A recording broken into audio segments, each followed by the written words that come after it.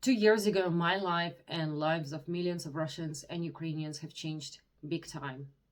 Our world will never be the same, but I hope that one day it will be the world of friendship, peace, and kindness. I'm here to share my story as a Russian who is still here in Moscow.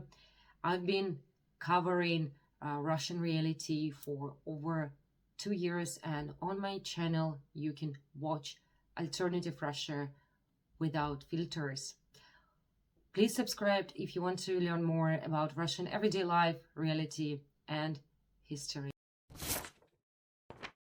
So right after the beginning of the war, I had depression because it wasn't easy for me to accept the reality. I still have anxiety, but I was able to create my methods on how to deal with it. So basically, I try to notice as many good things as I can in life. Sometimes I even list them.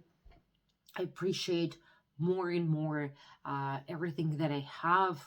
I surround myself with the things that I love, and I keep doing more and more things that I love, such as learning languages and dancing. So that is also what I recommend everyone who is in a difficult and stressful situation. All my friends have left Russia right after the beginning of the war in Ukraine. Now they're scattered all over the world. Some are in Georgia, Armenia, the United States, the UK, and so on and so on. I've also stopped talking to those that are still in Russia, but for some reason believe that the war is the right solution. The prices obviously went up and everything is approximately 30% more expensive now.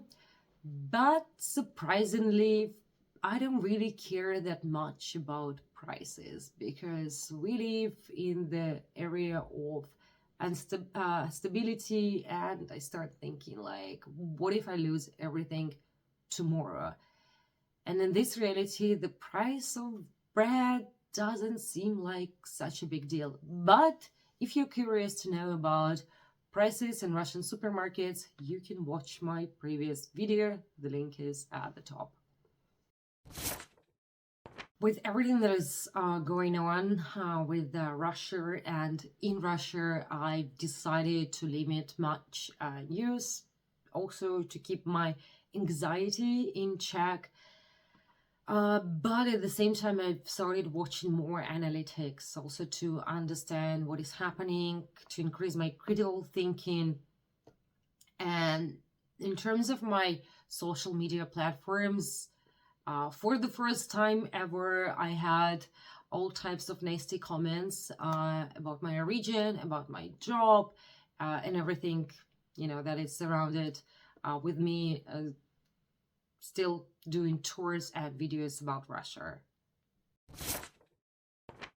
I was doing pretty well as a tour guide before the war, and then bam, I had to start from scratch doing tours in Russia, doing some other work.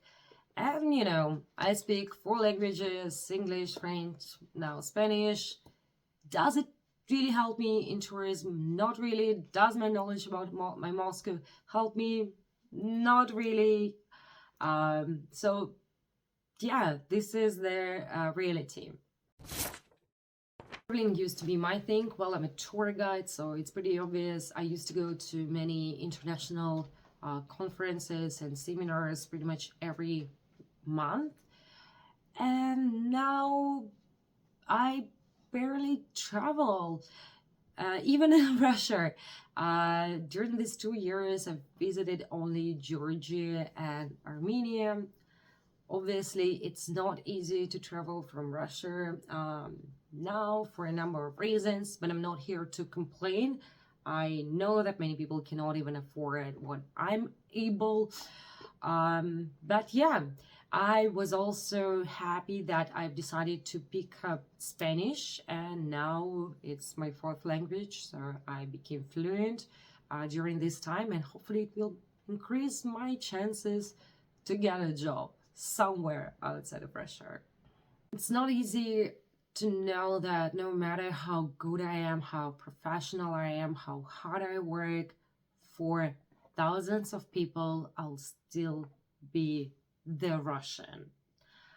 And in this situation, I'm just trying to be creative, always to find a way. It really pushed me to work harder, to become better in everything that I can do. And I'm just trying to do my best and to do the best I can in every possible situation. So life has thrown us a curveball, and I know that even for many who are outside of this conflict, it wasn't easy to keep reading all of this horrible, tragic news. But no matter what, I really believe it's important to stay positive and optimistic, to have hope in a better future, because that is what really makes us stronger. It's important not to lose your critical thinking and not to lose your empathy. Unfortunately, I think there will be always people who are ready and willing to do everything for money and status.